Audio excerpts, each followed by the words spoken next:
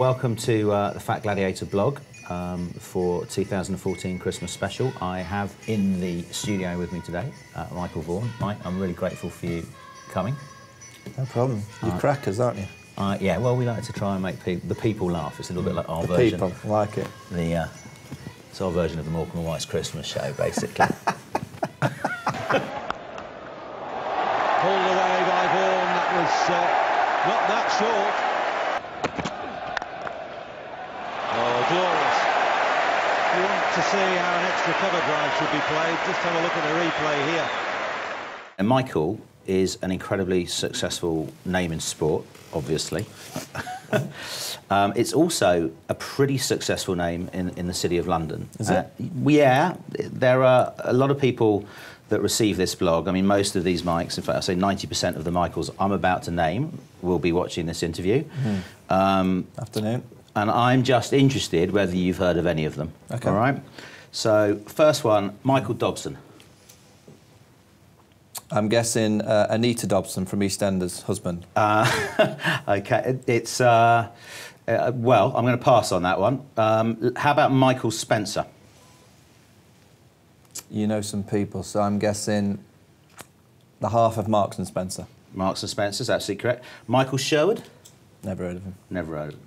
Michael Cohen? The boss of BBC One's Danny Cohen. Is it his brother? I don't know whether they're related, but I doubt it somehow because he's American. Have you ever heard of Michael Hintzey? No, never. Michael Platt? David Platt's brother? Again, could be, but I'm not 100% certain. I'll have to go away and find out. But you're not heard of any of them. Have you, just out of interest, heard of the Fat Gladiator? Fat Gladiator. Something to do with cannibalistic capitalism. And I've got some other very, very quick questions for you because most of the audience are ADD, so they like quick answers. Sheffield United or Sheffield Wednesday? Wednesday. Ian Botham or Vivian Richards? Botham. Only because I drink with him, so I must say that. OK. Graham Norton, Jonathan Ross? Going Norton. Rupert Fleming or Matthew Fleming? Well, I know Matt Fleming. Played against him. He used to bowl like 3 mile an hour in-swingers. Absolute dog shit. So I'm going Rupert Fleming. Rupert Fleming, OK. And if you had to watch a TV show, Strictly or X Factor? I've got to say, I was on Strictly, so I've got to say Strictly. If you actually threw another one in and said The Jungle, I'd say The Jungle over both of those. OK. That's a nice one. I don't actually know what The Jungle is. Well, I used to get the question, why are you training so hard? Why are you spending 8 to 10 hours a day in the studio trying to improve your dancing? And I kind of just went, just have a look what was opposite me. You're going to put some hours in, aren't you? Who is your partner? Natalie Lowe. We had a nice connection because she's Australian, obviously the England-Australian rivalry. OK. But she's quite fit as well, so that obviously was one of the major reasons that I put my hours in. And clearly there was nothing sexual going on because it took hours rather than seconds or minutes. Absolutely. You have approximately how many followers now on Twitter? I've got 770,000. 770. How long did it take you to get that many followers? I started in 2009, so 5 years. Yeah. I actually believe it on Twitter. There's too many people complain about it who are on Twitter. It drives me nuts. If you're on Twitter, accept that you're going to get a bit of shit. If you have an opinion, you've got to accept that people are going to disagree with your opinion. It actually passes my nights away when I know I can just... It's like fishing. You send your rod out and you know that you're going to get plenty of bites. It fills the evenings of boredom watching some of the crap that's on telly. And have you had any sort of unpleasant experiences? I've had many Sheffield United fans offer me out at the chip shop in town, yeah. Meet me at the chippy at 8 o'clock. But nothing, please God, nothing bad, right? I've not really had any... No, I've not been... no one's threatened to kill me. And some have threatened to hurt me and torture me, but No one's trying to kill me. No one's yet. trying to keep you outside of the house. Probably inside, that's a different matter. Okay, do you know what the market capitalisation of Twitter is in terms of the stock market?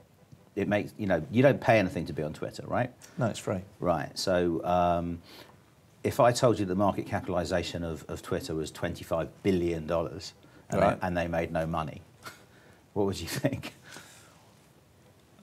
I don't know exactly what it is, by the way. I would. Well, it's very similar to Facebook. Facebook got a silly number. Yeah, Facebook's 200 billion. 200 billion. Then Twitter was sold or put on the markets for not the same price. I kind of understand it, but there's no way of creating revenue through it. So the truth is, most of the people in the city don't really understand it. But everyone seems to invest in it.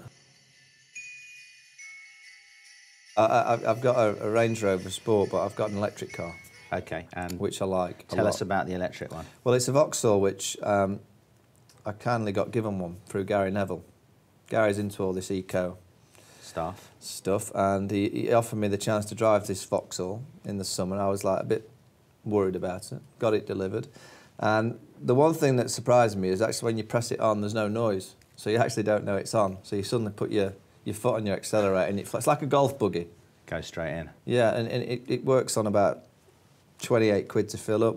We're tight up north. And how many miles will it do for the 28? Well, 28 quid gets you about 245, 250, and then you can put 40 odd in the battery life. So 300 which you just miles. charge up just into a plug like that. Charge it up, 300 miles for 30 odd quid. And it's the time as well. That's one thing that annoys me in life of filling up your car. Yeah. It's that time. It's just being eaten away. You can't get that back. It's a waste of time. Whereas when I fill up the electric hybrid, 3 minutes done and dusted out of the station. It's like a proper pit stop. This is one that happened to me. I was playing first slip on the village green, and the wicket-keeper had really quite bad hemorrhoids. I was wondering if you'd ever been in a similar situation. I've seen plenty. Yeah? In the field? I haven't seen them in from first slip, no. but I've seen them in the dressing room. Ashley Giles, I know the name rhymes, but he actually used to have plenty. I think, the cricketing fans amongst us would probably be really interested also in your view on Alistair Cook and his kind of loss of form at the moment. Well, in Test cricket, he won the hearts of everyone over in the summer, won the series against India 3-1. I felt that he should have got out of one-day cricket then. His record in one-day cricket now for 2 years has been going like this. The game's changed, it's moved on. A series loss again in Sri Lanka. That's one series in 9 that he's won as England captain.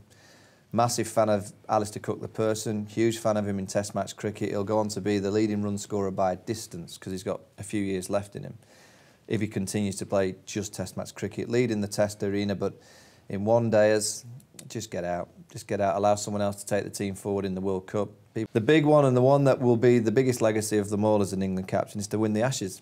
All right, he won them in 2012 here with a decent team, 13 it was, sorry. And then lost 5-0 in Australia. And the way that he will be remembered, if he can beat Australia next summer, I just don't see how he can do that if he continues to do everything. Reporter coming in, the cricket star Andrew Flintoff is absolutely...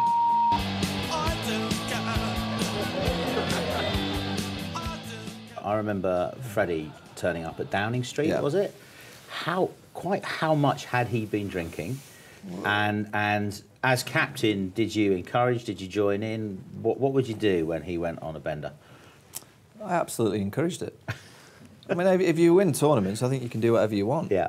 I think there's too much talk of, you've got to play it by the book now, you've got to be looking at the media of what they're going to say. No, I'm sorry, you win the major tournament, you celebrate. And he drank as much as most people. He probably didn't hide it as well as most. But going down to Downing Street and, I guess, urinating in the wrong places. One of our major bowlers calling the Prime Minister knob on his own steps. Me requiring and demanding fresher wine and colder beers and sending a young chap who I thought a waiter upstairs to go and replace the beers that were warm and the wine that was warm on the table, and finding out it was you and Blair. As if they don't generally get invited back to number 10 anymore. I think we might have just put a stamp on it. Dad played a bit. Mum was the driver. Mum drove me to most games and also drove my mentality to play. My dad was just always there. He actually taught me how to drink. He taught me how to drink. It was about 6 Christmases ago. I never drank red wine. I used to drink white wine. And Dad arrived on the 23rd and he said, you've got to start drinking red wine, you're getting older. I said, I don't like it. He said, here's the deal. He said, drink 1 glass today, 2 glasses tomorrow, 4 glasses the day after, 8 glasses the day after. He said, I'll guarantee by Boxing Day you'll like it. And by Christmas Day I loved it. It's the best bit of advice. So if you're really struggling with red wine, just double it up every day until you like it. Yeah, I'm going to definitely try that with the kids as soon as I get home, although they don't need a tremendous amount of encouragement from what I've seen so far. And what I was kind of interested in, cuddly dad, tactile dad, or sort of hard Yorkshire dad? Well, because you're quite steely. Dad was Dad's from Birmingham, Coventry actually. What am I on about? Coventry. But we did live in Yorkshire for the majority of our lives. So he was, if out of the mum and dad combination, I'd say mother is more of the steel, to the point. Okay. Dad's more, he likes to be liked by everyone. Still working, I think it's because he wants to get out of the house. Is he a hugger? Does he do the big? No, he's not a hugger? Dog. See, my dad and mum, big hugger. Are they? Yeah, and we kind of grew up in the rough part of Hampstead. We never went. We never went out in case we were beaten up by an accountant or a lawyer. It was quite tough where we grew up, but they were good parents. I'm quite happy to see the oil price go down. Yeah, it's been too high for too long, and let's be honest, the Russians have made plenty, haven't they? So I reckon half of what they're losing is they've still got a lot. They're still charging enough. Well, they're still charging enough to own Chelsea. Yeah, well, it's a very interesting thing, isn't it? Man City is an oil-based football club. Chelsea is an oil and Russian-based football club. Right, I'm going to speak to you about City. Okay, which one? Right, Man City. Yeah. You got Chelsea, who are owned by a super billionaire, and he's bought them the success. What has he done to the area? In Manchester, yeah, you could quite easily argue that what the owners of Man City have delivered to Manchester, not only have they delivered a football team that is fantastic, they have completely re-galvanised the whole city. They spent so much money on the whole of the city centre, bringing new areas, play zones, everything for the city. Yeah.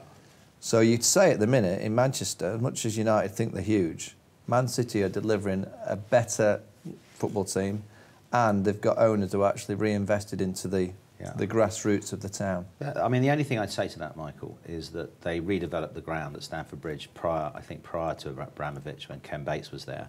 And based on the property prices, I don't even think Abramovich can afford a house in Chelsea anymore. Next summer, I'm cycling coast to coast. My brother-in-law lost his mother just recently.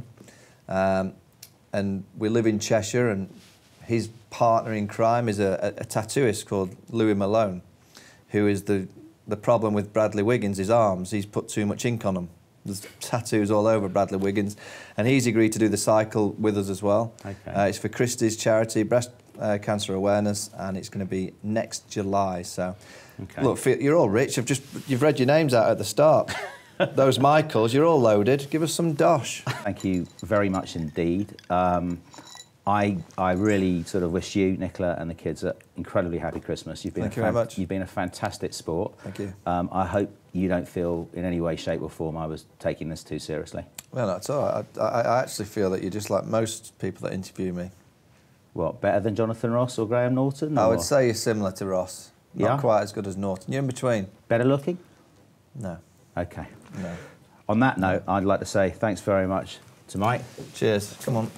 And let's have a quick... Let's do a selfie. Quick selfie for the Fat Gladiator portfolio. Wait a minute, hold on. I need a selfie stick. Got it? There you go. And wishing everybody on the blog a very happy Christmas and a very happy New Year to you and all your families. Thanks very much indeed. Cheers.